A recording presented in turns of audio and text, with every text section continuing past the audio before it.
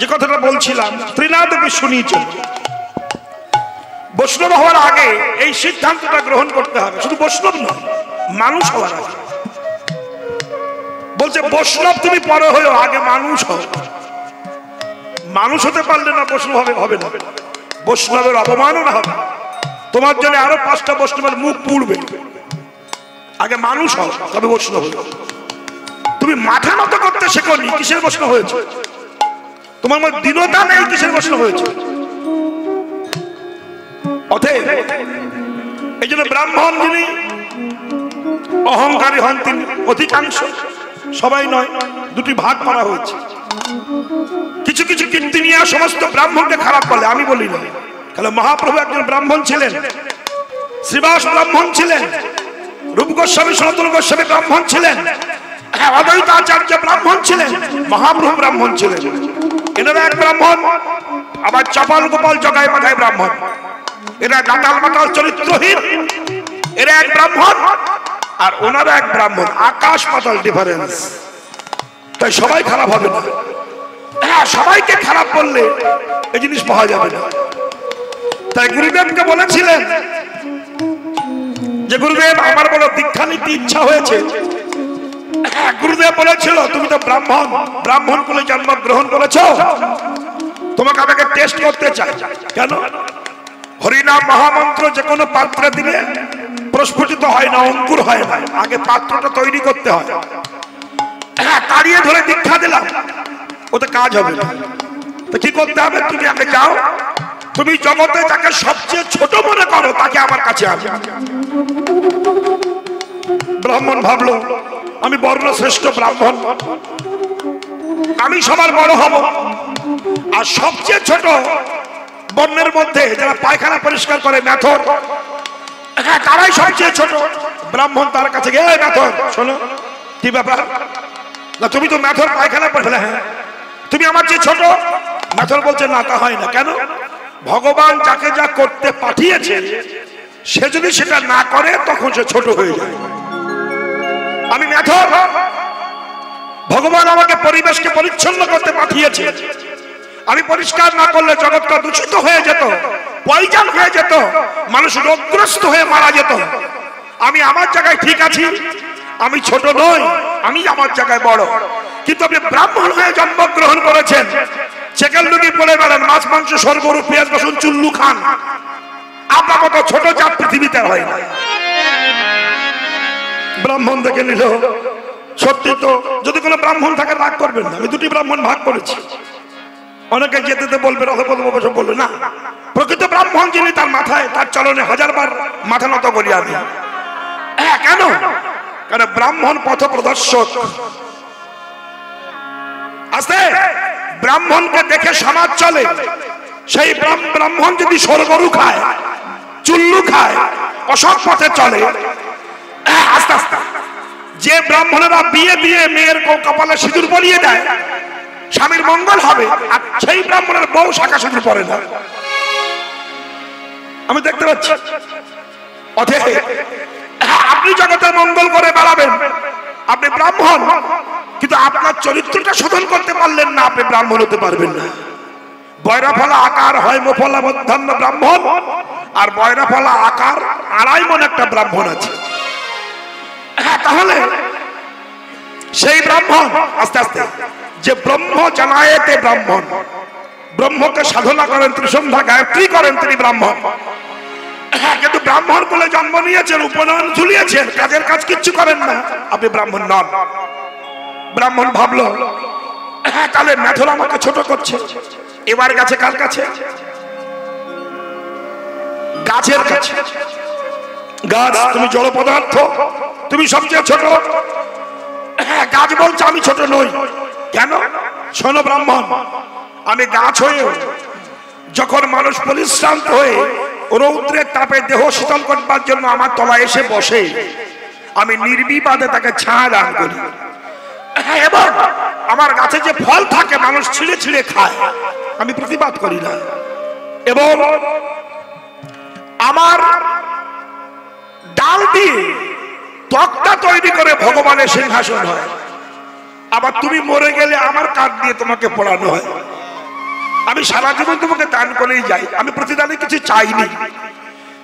অতএব আমি আমার জায়গায় বড়, কিন্তু তুমি ব্রাহ্মণ হয়ে বহু টাকা ইনকাম করো, 10 পয়সা লোকের সেবায় দাও না, সাধুগুরু বৈষ্ণব সেবায় দাও না।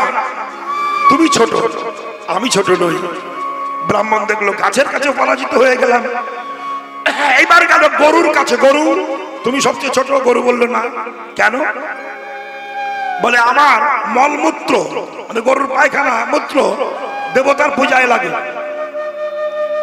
আমার শিং চিরুনি তৈরি হয়, আমার হাড় দিয়ে কলগেট তৈরি হয়, হাড়ের গুলো দিয়ে। আচ্ছা, আমার দুধ দিয়ে রাধা গোবিন্দের সেবার পূজা হয়, আবার আমার চামড়া দিয়ে ঢোল খোল তৈরি হয়। কিন্তু তোমার চামড়া দিয়ে কিছু হয় না, তোমার পায়খানা দিয়েও কিছু হয় না। তুমি ব্রাহ্মণ, শুধু অহংকার করো। ভুল। ব্রাহ্মণ দেখলো গরুর কাছে হেরে গেল। এবার ব্রাহ্মণ সন্দেশ, দই, রসগোল্লা, পটল, ঝিঙে এগুলো রান্না করে খেয়েছে। খেয়ে সকালবেলা বেশ পূর্ণভাবে পায়খানা করেছে, করে নাকে কাপড় দিয়ে পায়খানা বলছে, পায়খানা তুমি সবচেয়ে ছোট। পায়খানা বলছে, ছোট ছিলাম না, তোমার মতো অপদার্থের পাল্লায় পড়ে ছোট হয়েছে।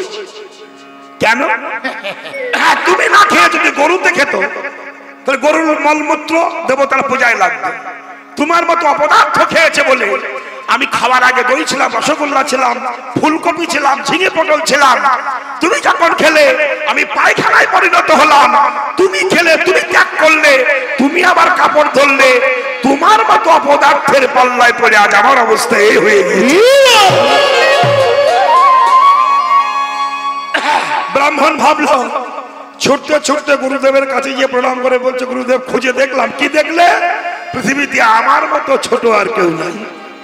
বলে, এইবার তোমার চৈতন্য হয়েছে, তোমার কৃষ্ণ ভক্তি হয়েছে। যে নিজেকে ছোট ভাবতে পারে না, তার কৃষ্ণ কৃপা হয় না। লোক দেখানো বৈষ্ণব সেজে কোনো লাভই হবে না।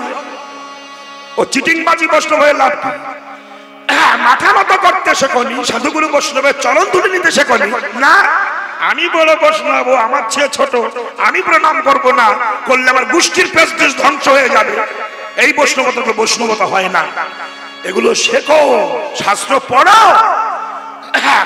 রাজসহযজ্ঞে যুধিষ্ঠির কৃষ্ণকে বলেছিল, কৃষ্ণ তুমি আমার যজ্ঞের সভাপতি হও। তা কৃষ্ণ বলেছিলেন, দাদা আমি যজ্ঞের সভাপতি হব, কিন্তু আমি যাকে যা ভার দেবো তাকে তা করতে হবে। কি না বললো, আমি দুর্যোধনকে কোষাধ্যক্ষ করব, মানে ক্যাশিয়ার করব। যুধিষ্ঠির বলল, আমার শত্রু। বলে, ওই জন্যই তো করবো। চোরকে যদি বলি মাল থাকলো দেখো, তবে সে মাল চুরি হয় না, ভালো। এবং ভীমকে বলবো পরিবেশন করো, কেন খাই বেশি। যে খাই বেশি তাকে পরিবেশন করতে গেলে খাবে না। যুধিষ্ঠির বলছে, কৃষ্ণ তুমি সভাপতি, তুমি কি করবে? দেখেছেন? এইবার দেখুন সিদ্ধান্তটা দেখুন। যিনি বিশ্ব সৃষ্টি স্রষ্টা, সৃষ্টি স্থিতি প্রলয়ের মালিক, তিনি সভাপতি হয়েছেন। আজকাল হরিনামের সভাপতি হয়ে একটা সাইড ডাক কাঁধে নিয়ে আমার কাছে যায়, রাধাপদ বাবু আপনার নাম তো, দূর থেকে নমস্কার। কেন? আমি সভাপতি। ওরে আমার সভাপতি রে, তোমার মতো মাল সভাপতি হওয়া মোটেই উচিত হয় না। কেন? তোমার মধ্যে দীনতাই নেই, ভদ্রতা নেই, মনুষ্যত্ব নাই। তার মানেটা কি? রাধাপদ বাবু ওনাকে প্রণাম করলে একটু ভালো হয়, এরকম ভাব। আমি সভাপতি, ভুল হবে না। ছোট আমি আমাকে প্রণাম করতে বলছি না। অতএব শ্রীকৃষ্ণ বলছেন, সভাপতি হতে গেলে সবার প্রতি, সবার প্রতি, সবার দিকে তার লক্ষ্য থাকবে। সভাপতি হতে গেলে কি করতে হয় দেখো, আমার কৃষ্ণ করে দেখিয়ে দিচ্ছেন। এসব কি তোমরা ভুলে গেলে? তা কি হবে? কৃষ্ণ বলছে, দাদা তোমার যজ্ঞে আমি দুটি কাজ করব। কি কাজ? তোমার এই যজ্ঞে যত সাধু গুরু বৈষ্ণব আসবে, সমস্ত বৈষ্ণবের চরণ ধোয়ার ভাগটা আমি গ্রহণ করব। এই আমার কাজ, সমস্ত বৈষ্ণবের চরণ ধোবো আমি। কৃষ্ণ কিন্তু বলেনি যে আমি মুচি ব্যথর বাদ দিয়ে দিয়ে ভালো ভালো ভালো ভালো গেজেটেড ভক্ত দেখে করবো, তা বলেননি। সমস্ত বৈষ্ণবের চরণ ধুয়ে দেবো আমি সভাপতি। 2 নাম্বার, বৈষ্ণবেরা প্রসাদ পেয়ে যখন উঠে যাবে ওই এটো থালাগুলো আমি মাথায় করে তুলে দেবো। কেন? ভক্তের ভগবান আমি।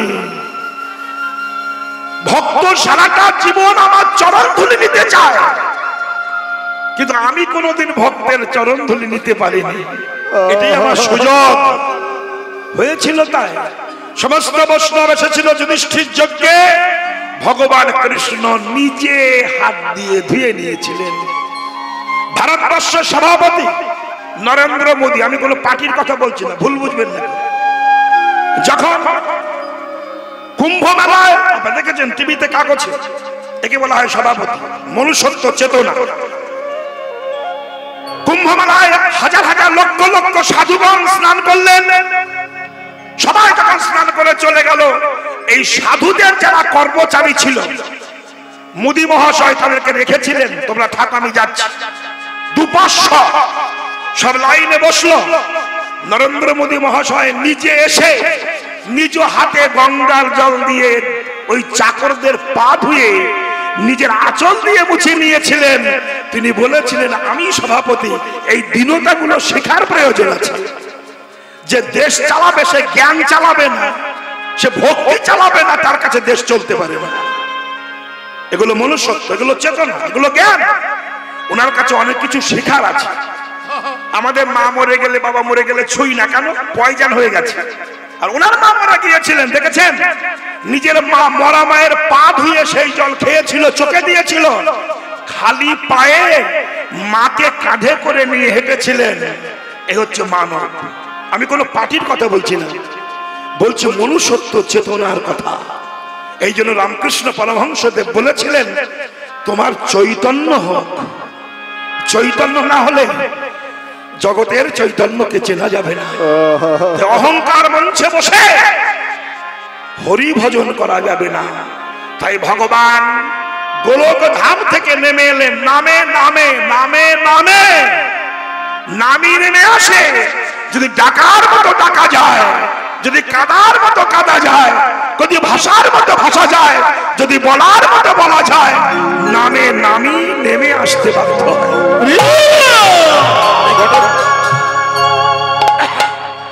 আমাদের এই গানটা বড় কঠিন।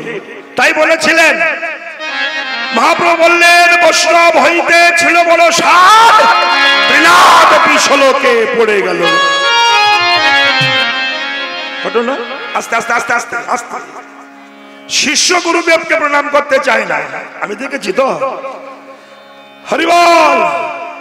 গুরু আশ্রমে গিয়ে শিষ্য বলছে, গুরুদেব আস্তে, গুরুর কাজ কি আর শিষ্যের কাজ কি? গুরুদেব বলল, খোকা, গুরুর কাজ হচ্ছে শিষ্যদের উপদেশ দেওয়া, আর শিষ্যদের কাজ হচ্ছে ভিক্ষা করে কাঠকুটো ভেঙে এনে রান্না করে ভগবানের ভোগ দিয়ে গুরুদেবকে সেবা দেওয়া। শিষ্য বলছে, আমি শিষ্য হতে চাই না, আমি গুরু হতে চাই। তার মানে বসে বসে সেবা করব। এই চিটিংবাজি ভক্ত হলে হবে না।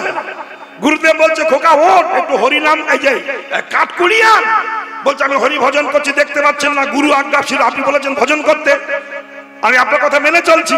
বাহ, কর। তা ভিক্ষা করে নিয়ে রান্না করতে হবে না? আপনার কথা মেনে চলছি, ভজন করছি, দেখছেন না?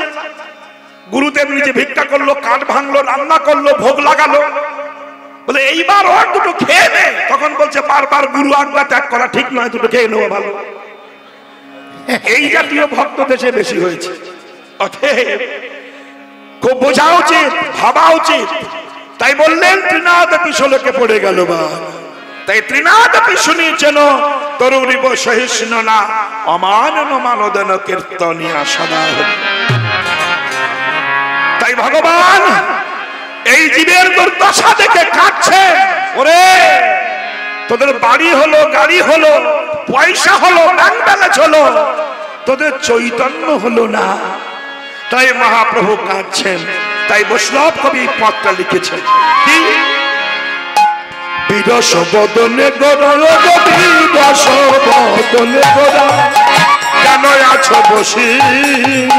বিরস বদনে গোরা, বিরসে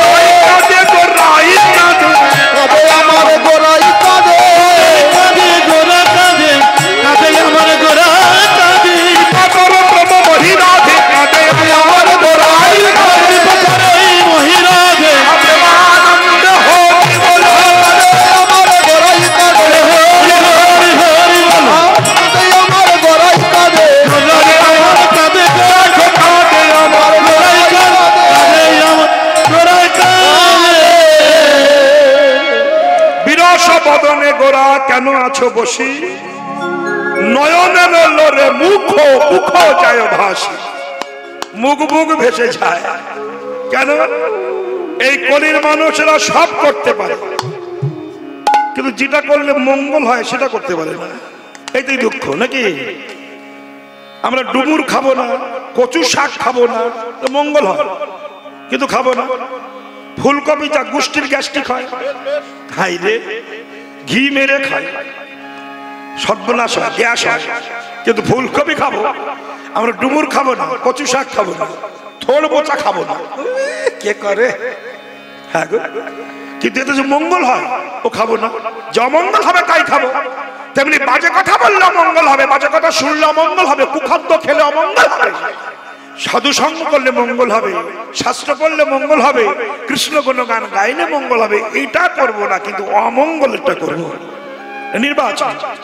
তাই ভগবান নিজে বুঝে নিয়েছেন, হরি নাম করো, নাম করো, নাম নামের মতো করলে পৃথিবীতে 5 তলা 4 তলা 3 তলা বাড়ি যার আছে, যে বিশাল টাকার মালিক, তার দরজায় যে কান পেতে শুনুন, সে ঘরের মধ্যে শুধু অশান্তির দাবানল সৃষ্টি হয়ে আছে। অশান্তি ছাড়া ওই ঘরে কিচ্ছু নাই। কেন? বড় লোক যারা, তাদের ঘরে অহংকার পরিপূর্ণ, আর অহংকারী ঘরের মধ্যে শান্তি থাকে না, অশান্তি ছাড়া। অতএব একটা করতাল বাজিয়ে ভিক্ষা করে ভগবানকে সেবা দিয়ে প্রসাদ পায়, তার কাছে জিজ্ঞাসা করুন, সে বলবে গোবিন্দ আমার পরম সুখী রেখেছেন। তার কিছু নাই, চৈতন্য আছে, ভগবত কৃপা আছে। এই জন্য সুখী সেই, এই জগতের সুখী হলো সেই যে গোবিন্দ চরণে দাসখত লিখে দিয়েছে। কোটি কোটি টাকা অর্জন করলাম, কোটি কোটি টাকা ব্যাংক ব্যালেন্স করলাম, আত্মসাৎ করলাম, পরে সরকারের খাতায় নাম ধরে জেলখানায় ঢুকে গেলাম, ও টাকার কোনো মূল্য নাই, ওর কোনো সম্মানও নাই। অতএব যে যেখানে বাস করছেন, যার যেখানে জন্ম হয়েছে, সেখানে হরি ভজন করুন। শাস্ত্র বলছে না তুমি ছোট জাত, আমি তোমাকে ঘৃণা করি। আস্তে আস্তে আস্তে কিছু কিছু কীর্তনিয়া একথা বলছেন, আমি শুনছি। তারা যুক্তিবাদী কীর্তনিয়া, নিজেই যুক্তি বোঝে না, তার নিজেরই যুক্তি নাই। যুক্তিতে কোনোদিন ভগবান পাওয়া যায় না, ভক্তি লাগে। আর যুক্তিতে সবকিছু বোঝানো যায় না, এটা ভুল। এই কথা যে বলে তাকে একদিন আপনার ক্লাবে ডাকুন, দেখে কার কাছে যুক্তি চান। কি চাইবেন? আপনি কার ছেলে? আমার বাবার নাম অমুক। আপনার বাবা যে অমুক, তার প্রমাণটা কিন্তু যুক্তিটা দেন তো। পারবে? সেটা মা পারে যে আমার বাপটা কে, এটা সঠিক যুক্তি মা পারে, আমি পারি না। আমি বাড়ি থাকে না, গান করে বেড়াই, আমার 3 ছেলে। এখন যদি বলি আমার 3 ছেলে, আমি যদি বলি, আপনি বললেন আপনার যে 3 ছেলে, তার প্রমাণটা কি? আপনার একটা প্রমাণটা দেন, যুক্তি দেন। আছে যুক্তি? ওই শালারে বলবেন যে বলে যুক্তিবাদী, আমি যুক্তি সন্ধানী। ভুল। আপনার স্ত্রী আপনাকে ভালোবাসে, আপনি স্ত্রীকে ভালোবাসেন, প্রশ্ন করুন তুমি ভালোবাসো? হ্যাঁ ভালোবাসো। কিরকম ভালোবাসো? যুক্তি দাও। বউ কি যুক্তি দেবে? বুক সিরিয়ে দেখাবে আমি তোমায় ভালোবাসি।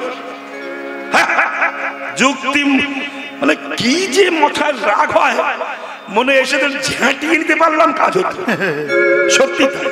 এরা নিজেরা জনের বাড়ি যাবে, আরো 5টাকে সঙ্গে করে নিয়ে যাবে, এটি বড় সমস্যা।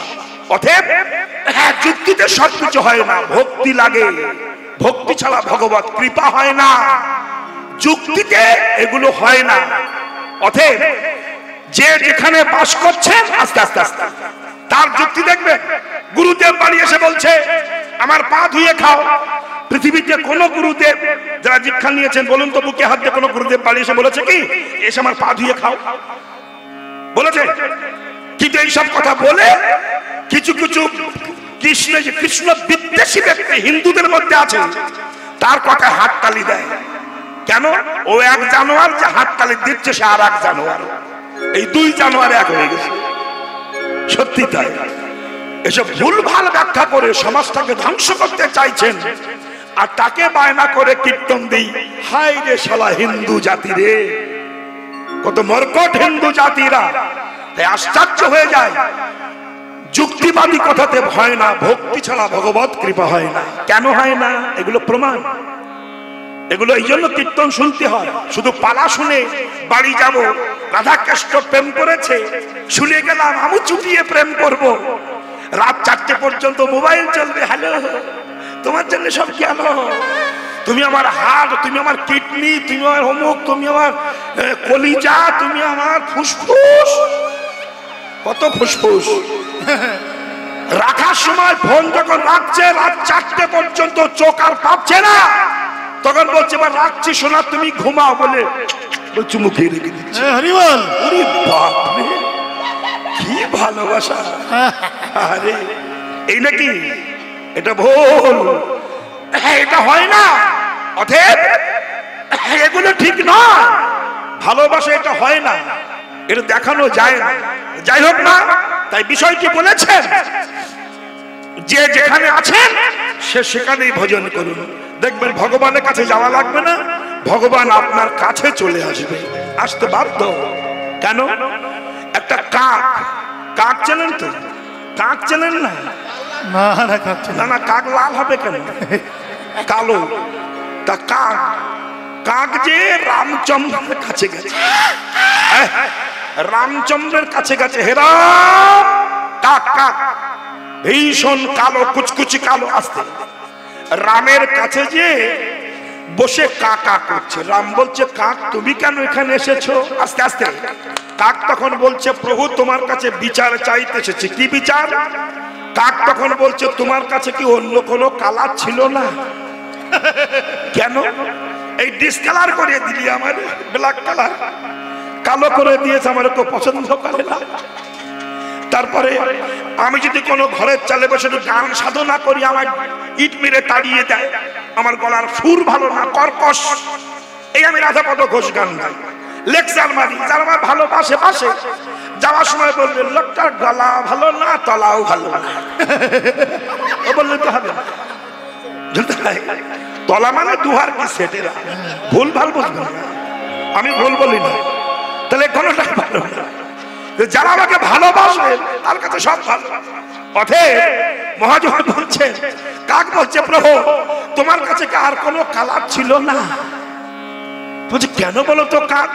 বলছে দেখো প্রভু, আমি যখন ডাকি কর্কশ আওয়াজ, আস্তে আস্তে আস্তে, আমার ডাক লোকে সহ্য করতে পারে না, আমাকে ইট মেরে তাড়িয়ে দেয়, আর এই কালার কেউ সহ্য করতে পারে না, কুচকুচি কালো তো।